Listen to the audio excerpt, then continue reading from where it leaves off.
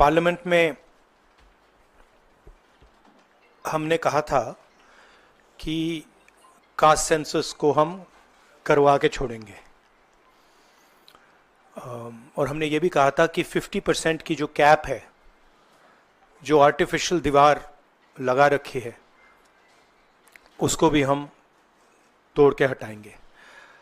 पता नहीं क्या हुआ, सडनली 11 साल बाद नरेंद्र मोदी जी कहते थे कि सिर्फ 4 जाते हैं, सडनली कास्ट सेंसस का अनाउंसमेंट किया। हम इसको सपोर्ट करते हैं, पूरी तरह सपोर्ट करते हैं, मगर हम टाइमलाइन चाहते हैं। हम जानना चाहते हैं ये कब तक होगा, और ये एक पहला कदम है।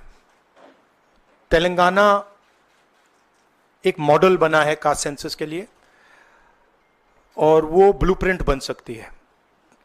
और कास्ट सेंसस को डिज़ाइन करने में हमारा पूरा सरकार को ऑफर है, पूरा समर्थन है कि हम डिज़ाइन करेंगे, क्योंकि डिज़ाइन बहुत ज़रूरी है। क्योंकि 2 एग्जाम्पल्स हैं, एक बिहार का डिज़ाइन है, दूसरा तेलंगाना का डिज़ाइन है, उसमें ज़मीन आसमान का फ़र्क है। और मैं दोहराना चाहता हूं कि कास्ट सेंसस पहला कदम है।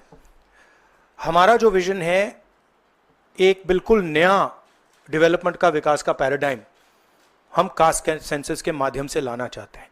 सिर्फ रिजर्वेशंस नहीं, मगर हम सेंट्रल सवाल पूछ रहे हैं कि चाहे ओबीसीज हों, दलित्स हों, आदिवासी हों, उनकी देश में कितनी भागीदारी है।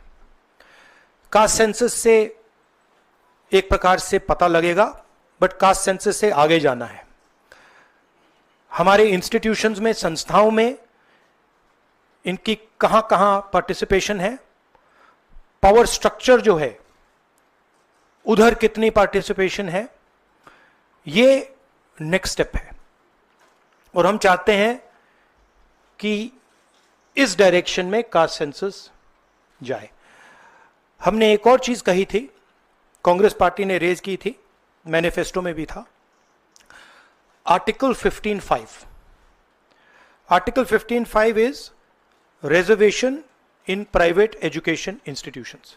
ये कानून है, ऑलरेडी कानून है, और हम चाहते हैं एकदम इस कानून को एनडीए की सरकार, बीजेपी की सरकार इंप्लीमेंट करना शुरू करे।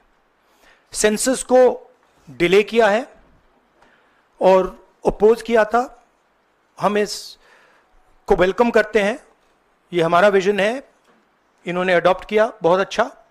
मगर हम चाहते हैं कि हमें डेट्स बताई जाएं, किस दिन तक ये सेंसस होगा, बजट में इसका पैसा आना चाहिए, अभी बजट में पैसा नहीं है, और फिर जो डेवलपमेंटल विजन है वो हमारे सामने प्रेजेंट होना चाहिए।